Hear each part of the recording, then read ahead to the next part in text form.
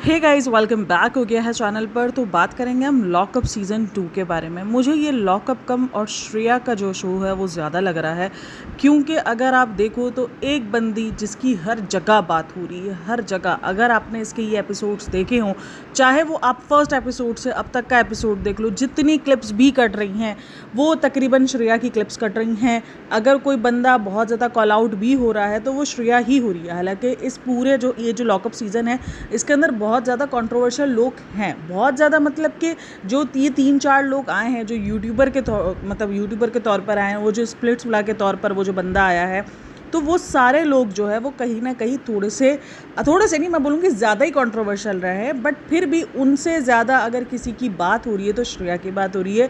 और श्रेया है ऐसी कि जिसके बारे में बातें होती हैं, क्योंकि वो जब भी मुंह खोलती है तो उसको लेकर, क्योंकि वो अपने आप को एक, तो मुझे ना ये हमेशा समझ नहीं आता कि ये लोग जो बदतमीज़ी के लबादे में जो ये बोलते थे ना कि हम जो है वो मुँह पे बोलने वाले हैं और हमें नहीं फ़र्क पड़ता किसी ने क्या सोचना है, बस हमें जो लगेगा हम बोल लेंगे। और वो बदतमीज़ी हमारे लिए बदतमीज़ी नहीं, हमारे लिए वो सच्चाई है। ये होता है कि बदतमीज़ी को जो है वो सच्चाई के लबादे में लपेट कर और दिखाना कि हम तो सिर्फ सच बोल रहे हैं, मतलब हम बदतमीज़ी नहीं कर रहे, हम सिर्फ सच बोल रहे हैं। तो ये वाला सीन है। खैर, मैं श्रेया के बाहर के तो इंटरव्यूज़ उन पे बात नहीं करूँगी, लेकिन हाँ, जो अंदर चल रहा है, ख़ास करके एक इंसिडेंट के बारे में जिसमें उसने आकांक्षा को बाइसेक्सुअल कह दिया है कि भाई वो बंदी है। और ये कहीं ना कहीं आकांक्षा का एक तरीके से सीक्रेट है। और ये देखो, अब चाहे आकांक्षा के डिवोर्स वाली बात हो, चाहे ये वाली बात हो, अब ये दोनों बातें सच हैं क्योंकि ये आकांक्षा ने खुद बताई हैं। अब यहाँ पर उसको बहुत ज़्यादा श्रेया को कॉल आउट मिल रहा था कि तुम ये कैसे कर सकती हो, तुम किसी के बारे में ऐसे कैसे कमेंट कर सकती हो, ये तो बहुत ही बुरी चीज़ है, ये तो ऐसा है, ये तो वैसा है। और ये लोगों के हिसाब से गलत था भी, लेकिन अगर आप गेम के हिसाब से देखोगे तो गेम के हिसाब से वो राइट बैठ रहा है। जैसे आपको याद होगा जब 2 बार बिग बॉस में ऐसा सीन हुआ था कि चिट्ठियाँ आई थी लोगों के हाथ में और लोगों ने फाड़ दी थी, तो उस पर हमारा यही पॉइंट ऑफ व्यू था। गेम के हिसाब से वो ठीक है। हाँ, अगर आप ह्यूमैनिटी की बात करोगे, इंसानियत की बात करोगे, तो ऑब्वियसली वो चीज़ गलत है। बट गेम के हिसाब से वो चीज़ ठीक है, क्योंकि गेम्स में ऐसा कहीं कोई रूल नहीं है कि आपको इंसानियत दिखानी है। वो इंसानियत तो पर्सन टू पर्सन डिपेंड करती है ना कि वो इंसान कितना है।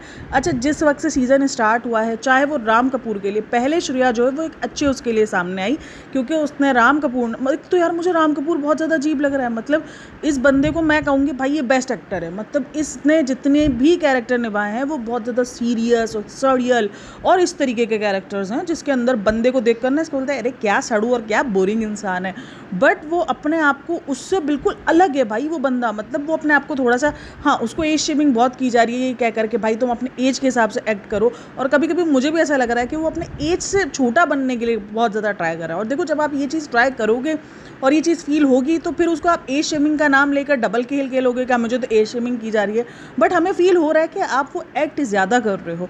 मतलब एक तो इन्होंने जो जिस किस्म के स्टेटमेंट पास किए हैं राम कपूर ने, मुझे इस स्टेटमेंट का तो इतना ज़्यादा पता भी नहीं था। वो जो गैंग वाला स्टेटमेंट था वो तो मुझे पता भी नहीं था कि इस किस्म का स्टेटमेंट राम कपूर ने पास किया हुआ है। हाँ, मुझे भी फिलहाल रीसेंट एकता कपूर उसकी कंट्रोवर्सी थी वो पता थी, और उसके बाद जो बंदा है वो ये आया है इस शो में, क्योंकि ये शो एकता कपूर का है, इसलिए मुझे ऐसा फील हुआ कि भाई कुछ भी नहीं है, सबसे बड़ा रुपया ही है, जहाँ रुपया मिलता है वहाँ चली जाती है। हालांकि इन दोनों की कंट्रोवर्सी बहुत बड़ी बनी थी। एकता कपूर ने भी बहुत ज़्यादा भिगो के मारा था, और राम कपूर ने भी जो शो में जाकर जो इंटरव्यू दिए थे उसके अंदर जिस तरीके की बातें उसने कही थी, तो वो चीज़ें बहुत ज़्यादा एक क्लैशेस बन गए थे। और लोगों को यही लग रहा था कि भाई अब तो राम कपूर और एकता कपूर की कट्टी बट्टी हो चुकी है, अब तो ये नहीं मिलते। बट इस शो में देखने के बाद सबसे ज़्यादा हैरत हुई है सबको कि भाई कैसे एकता कपूर ने माफ़ कर दिया। तो लेकिन खैर भाई, चाहे एकता कपूर हो चाहे राम कपूर हो, जहाँ दोनों को लग रहा है ना बेनिफिट्स, ऐसे एकता कपूर के बहुत सारे निकल कर आए मसले। खास करके वो जो तुलसी वाला ड्रामा है, क्योंकि सास भी कभी बहू थी, उसमें जो तुलसी का कैरेक्टर है उस पर भी बात चली थी कि एकता वर्सेस तुलसी हुआ था। लेकिन उसके बाद एट द एंड देख लो कि वो तुलसी शो में नज़र आ रही हैं। क्योंकि मुझे लगता है कि सबसे बड़ा, दोनों इस वक्त अपने अपने फ़ायदे देखते हैं भाई, किसको क्या फ़ायदा है किसका क्या फ़ायदा नहीं है, तो दोनों अपने अपने फ़ायदे देख रहे हैं। तो राम कपूर को यहाँ पर देखकर बहुत सारे लोगों को हैरत लगी है। मुझे इतनी हैरत नहीं लगी, क्योंकि मैं जानती हूँ ये इंडस्ट्री है, यहाँ पर इसी तरीके से पहले मतभेद होते हैं, पहले ये सारी चीज़ें होती हैं और उसके बाद सब कुछ सॉर्ट आउट हो करके ऑडियंस को जो है बेवकूफ़ बना के और फिर वो दोनों मिलकर बैठे होते हैं।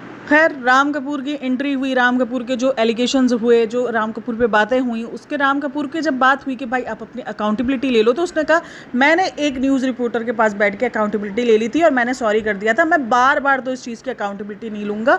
और उसने सीखने का कहा, और मुझे लगता है हाँ ठीक है, इस चीज़ पर राम कपूर ठीक है कि भाई सीखने की कोई उम्र नहीं होती है। आप अपने पैदा होने से लेकर आखिरी कब्र तक जो कहते हैं ना कि उसको सीखना चाहिए आपको अपनी ज़िंदगी से। हर एक इंसान से, चाहे वो छोटा हो या चाहे बड़ा हो, आपको उससे बिल्कुल सीखना चाहिए। मैं राम कपूर की इस बात से एग्री करूँगी, बट वो जो आपको कह रही है आपको उसको समझना चाहिए। आपने जो इतना बड़ा स्टेटमेंट दिया है वो शायद एक बार की माफ़ी ठीक है कि आपने मांग ली, लेकिन मुझे तो पता भी नहीं था। एक तो उसने इतना बड़ा स्टेटमेंट दिया और ऊपर से इसने माफ़ी भी मांग ली है। और अगर आप एक नेशनल टेलीविज़न पर आए हो, ठीक है, आप उस चीज़ के लिए ज़िंदगी भर गलती नहीं रह सकते, लेकिन अगर ये बात दोबारा निकली है तो मुझे लगता है कि आपको बोल देना चाहिए था कि नहीं, मैं उस चीज़ के लिए सॉरी कर चुका हूँ और मैं भी उस चीज़ के लिए सॉरी कर रहा हूँ कि मैंने जो है वो इस तरीके का स्टेटमेंट पास किया। इतना सा सिंपल सा काम था। तो ये सारी चीज़ें जो हैं उस शो के शुरुआत में से ही श्रेया ने मुझे लगता है कि लाइमलाइट खींच ली थी। हालांकि अटेंशन सीकर जो है वो उसको कहा गया था, कहीं ना कहीं आकांक्षा ने ट्राई की कि अटेंशन सीकर वो बने, और उसने इसीलिए इतना बड़ा, एक तो लोगों का ये सबसे बड़ा पॉइंट ऑफ व्यू है कि इसने इतना बड़ा राज जो है वो उधर जाके क्यों खोला है, और उसने क्या मतलब कि एक तरीके से सिंपैथी ली है या इसने बदला लिया है। मतलब जो बदला है वो किससे? गौरव से, क्योंकि गौरव ने इतना बड़ा राज जो है, जो बच्चे वाला राज था, वो गौरव ने बिग बॉस में खोला था, तो उस चीज़ का उसने बदला लिया है। अच्छा, अब ये जो शो है ना जिसके अंदर ये इसने श्रेया ने बात की है बाय उसकी, तो ये दरअसल जो उसका मतलब एक तरीके से बॉयफ्रेंड है यार, ये बॉयफ्रेंड भी कहती है, कभी कहती है कि नहीं है, अजीब ही इनके चलते रहते हैं ये सीन। तो ये जो बॉयफ्रेंड है इसका, जो ऋषभ नाम का लड़का है, तो उसने बाहर जो है वो अपनी श्रेया के लिए सफाई देते हुए ये कहा है कि भाई ये जो मतलब शो है ये इस किस्म का है कि यहाँ पे राज बताए गए हैं, और ये राज जो है आप गेम में ये लाइफ लाइन्स के तौर पर है, यानी 3 राज आपको देने पड़े हैं। हर एक बंदे ने 3-3 राज जो है वो दिए हैं, और ये एक लाइफ लाइन के तौर पर है। अगर इनकी ये 3 लाइफ लाइन्स है, जिसमें से एक तो आकांक्षा ने पहले स्टेज पर ही खोल दी थी, दूसरी जो है वो श्रेया ने खोल दी है, उसके पास एक ही लाइफ लाइन है, कोई तीसरा राज है जो वो रखा हुआ है। तो यकीनन श्रेया ने जो है वो अपने गेम की स्ट्रेटजी के तौर पर जो है वो इस राज को खोला है, इसलिए वो गलत नहीं है, क्योंकि उसने कोई ऐसी बात नहीं है जो उसको अंदर से पता चली थी, प्राइवेटली पता चली थी और उसने निकाल दी थी। ये बात ऑलरेडी उसको पता थी आकांक्षा को कि सामने आ सकती है कभी भी, क्योंकि उसने, अब लोगों का कहना है कि भाई उसने तो ट्रस्ट किया था, बट ये तो गेम है, एट द एंड सब यहाँ अपने अपने लिए जीतने के लिए आए हैं। अगर कल को ये पॉइंट होता है कि आकांक्षा को ये कहा जाता है तुम इसका राज खोले या तो तुम ट्रॉफी ले लो, तो ऑब्वियसली लोगों का कहना होगा कि भाई आकांक्षा जो है उसका राज खोलेगी। खैर ये ह्यूमैनिटी पर होता है, मैंने आपको कहा इसमें इंसानियत बहुत ज़्यादा चाहिए होती है। मैंने इसका फर्स्ट एपिसोड तो पूरा देख लिया और सेकंड एपिसोड भी मैंने उसका आधा देख लिया। हालांकि बहुत सारे एपिसोड, 5-6 एपिसोड होने को आ गए, 5 एपिसोड तो मुझे नेटफ्लिक्स दिखा रहा था, तो 5 एपिसोड हो चुके हैं। लेकिन मैंने उसके जितने भी एपिसोड्स देखे हैं, जितना भी क्लिप देखा है, उसमें मुझे श्रेया बहुत ज़्यादा नज़र आई है। और एक और चीज़ जो मैंने नोटिस की है कि कहीं ना कहीं ये शो भी स्क्रिप्टेड है। अब वो कैसे है, यहाँ पर अगर आप देखो धीरज दुपर और राम कपूर सबसे पहले एंट्री लेते हैं लॉकअप में, तो वहाँ पे जब वो एंट्री लेते हैं ना, तो तब आप देखोगे तो वो जो लॉकअप के बाहर की जो लाइन्स है ना, मतलब जहाँ पे वो रेड लाइट्स पे जो नाम लिखे हुए हैं, जिनको सबको नाम दिया गया है, मतलब एक तरीके से कि ऑडियंस उनके बारे में क्या बोलती है, तो वो नाम आपको वहाँ पे नज़र आएंगे, जहाँ पर वो जोड़ियों के उसमें ही नाम नज़र आएंगे। तो मुझे ऐसा फील हो रहा है कि शायद ये चीज़ें ऑलरेडी स्क्रिप्टेड थी, सबको पता था कि किसने किसके जोड़ी बननी है, और ये जोड़ीदार सोच समझ के बनाया गया। जैसे सूफी मोतीवाला को आखिरी में रखा गया, जो है वो दोनों को मतलब आकांक्षा के साथ भेज दिया गया, जो श्रेयस अय्यर की जो मतलब बहन है वो, और जो कौन है यार वो श्रेया, हाँ, इन दोनों को भेज दिया गया साथ में। तो मुझे कहीं ना कहीं लग रहा है कि भाई ये सब कुछ सोचा समझा है, ऑलरेडी प्लान्ड है ये सारी चीज़ें, सिर्फ ऑडियंस को ही दिखाया गया है कि लोगों ने चूज़ किया, इन्होंने चूज़ किया। अच्छा, हर्षद चोपड़ा और उसके बारे में भी वो बात करती हुई नज़र आई है जो श्रेया है, कि इन दोनों का करियर तो ख़त्म हो चुका है, शिवांगी जोशी और हर्षद चोपड़ा का। बट मुझे लगता है कि हर्षद चोपड़ा का करियर तो मुझे नहीं ख़त्म आ रहा, और ना मुझे शिवांगी ऐसा है कि वो कोई बिल्कुल गायब हो गई है, उसका करियर बिल्कुल ख़त्म हो गया है और वो नज़र ही नहीं आ रही, ऐसा तो नहीं है। क्योंकि शिवांगी जोशी और हर्षद चोपड़ा ऐसे नाम है जिनको हम अभी भी, हर्षद चोपड़ा का वो जो आदित्य चोपड़ा वाला, आदित्य चोपड़ा क्या नाम था उसका, आदित्य, जिसमें उसने जोया और आदित्य वाला जो कैरेक्टर्स थे, वो आज भी मैं उसकी मीम्स देखती हूँ और आज भी मेरे पास उस ड्रामे की क्लिप सारी होती है और मुझे वो ड्रामा अच्छा लग रहा होता है। और अभी भी जो, हाँ, ये जो लास्ट वाला इनका ड्रामा था जो बड़े अच्छे लगते हैं, वो थोड़ा सा मुझे लगा था कि हाँ उसकी हमें नहीं समझ में आया था, वो हमें उसमें समझ नहीं आया था, वो ड्रामा हमें नहीं समझ आया। But at the and Harshad Chopra के जितने भी ड्रामे रहे हैं वो बहुत ज़्यादा आउट क्लास रहे हैं और हमने बड़ा पसंद किया है इन सब चीज़ों को। शिवांगी को लेकर भी कहा गया। अच्छा, मुझे बड़ी हैरत हुई है कि भाई आप जिसके शो में बैठे वो जो श्रेया ने कहा है, आप उसी के लास्ट वाले शो को फ्लॉप कह रहे हो। मतलब भाई हिम्मत चाहिए श्रेया को, श्रेया के पास वो हिम्मत है या तो उसको आइडिया नहीं है कि वो शो भी जो है वो एकता कपूर का ही था, तो उसको शायद आइडिया ही नहीं है दूर दूर तक। खैर शिवांगी जोशी और हर्षद चोपड़ा के बारे में बात की जा रही है कि ये दोनों जो है, जो हर्षद चोपड़ा ने भी जिस तरीके से अपना राज बताया, उसके बाद से कहीं ना कहीं इंटरनेट पूरा जो है वो उसमें लग गया है कि कौन थी इसकी एक्स गर्लफ्रेंड, कौन था इसका फ्रेंड जिससे इसने दोस्ती तोड़ी है। तो ये भी आपको इंटरनेट पर दिख रहा है। बेसिकली इस शो ने, मुझे लग रहा है कि इंटरनेट जो बोरिंग चल रहा था इतने टाइम से, क्योंकि इतना कुछ खास मिल नहीं रहा था हमें। बिग बॉस होता है तो थोड़ी बहुत चीज़ें मिल जाती हैं, लेकिन ये जो रियलिटी शो होते हैं, और सबसे बड़ा भाई सुनीता आहूजा जी, जिन्होंने कहा था मैं जाके जो है वो वॉशरूम साफ करूंगी, जब उनसे बिग बॉस के बारे में पूछा गया था, तो बिग बॉस से तो मुझे लगता है कि वो लॉकअप का इतनी ज़्यादा हाइप नहीं है। हाँ, वो नेटफ्लिक्स पर आ रहा है, वो एक बड़ी बात है, लेकिन बिग बॉस की एक हाइप मची हुई है। उस शो में जाने के लिए मैडम जी ने कह दिया था कि भाई मैं क्या वॉशरूम साफ करने के लिए, और आज इधर वॉशरूम साफ करने के लिए आप कैसे आ गई, जहाँ पर आपको कपड़े भी खुद धोने पड़ेंगे हर एक चीज़ों की, तो फिर आप कैसे आ गई, और एक जेल नुमा शो में।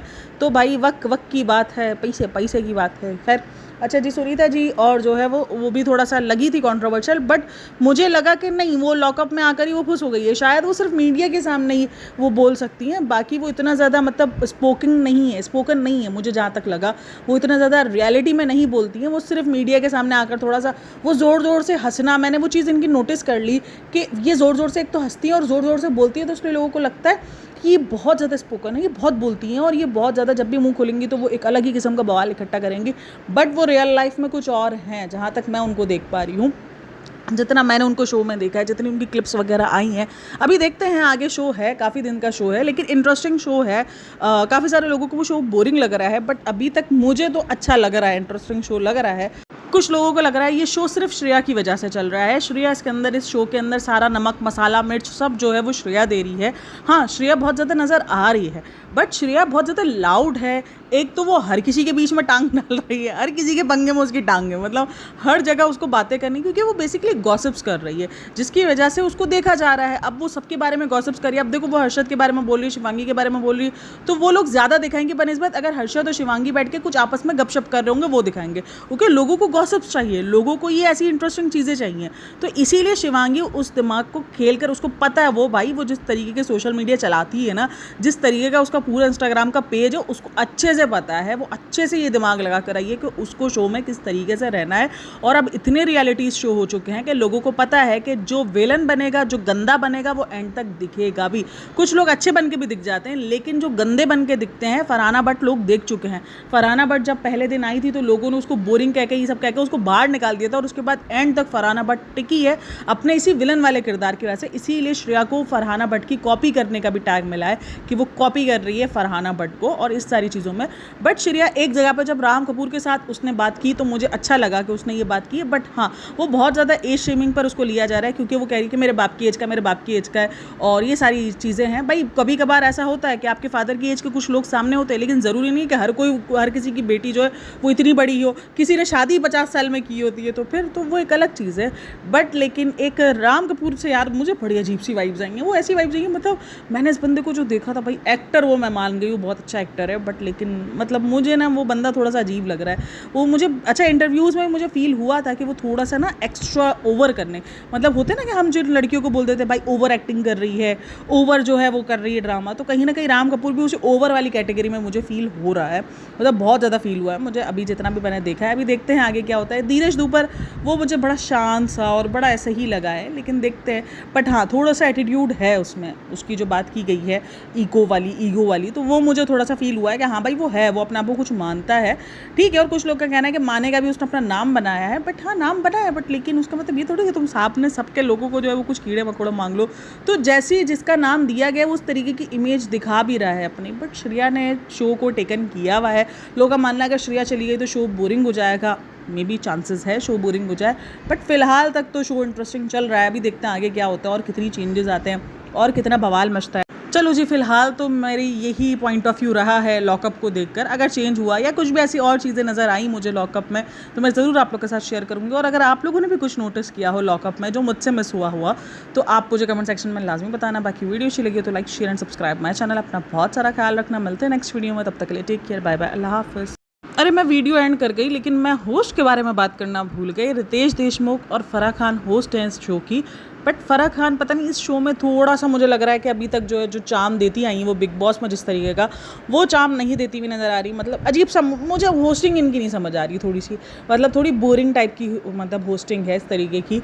और इस तरीके का एक रितेश देशमुख की भी क्लिप बहुत ज़्यादा वायरल हो रही है जहाँ पर सुनीता जी ये कहती हुई नज़र आ रही हैं कि भाई हीरो की ना, मतलब जब वो अपने एक पीक पर होता है तो वहाँ पर ऐसे अफेयर्स चलते रहते हैं जहाँ पर फ़राह खान उसकी रितेश देशमुख की तरफ इशारा करके कहती है तो रितेश देशमुख मना करता है कि नहीं नहीं। तो वो अपनी बीवी के साथ काफ़ी लॉयल नज़र आता है। ये आपको जो भी ये रील्स वगैरह बनती है उसमें हम सबको पता है कि कितना ज़्यादा ग्रीन फ्लैग जो है रितेश देशमुख को माना जाता है। हालांकि उसकी फिल्में बिल्कुल भी ग्रीन फ्लैग टाइप की नहीं है, बट हाँ उसको एज अ पर्सन बहुत ज़्यादा ग्रीन फ्लैग माना जाता है। तो होस्ट मुझे लगा कि अगर कोई और होता तो शायद वो दमदारी और होती, बट ठीक है आगे चल के देखेंगे, अभी शायद जल्दी हो सकता है बहुत ज़्यादा।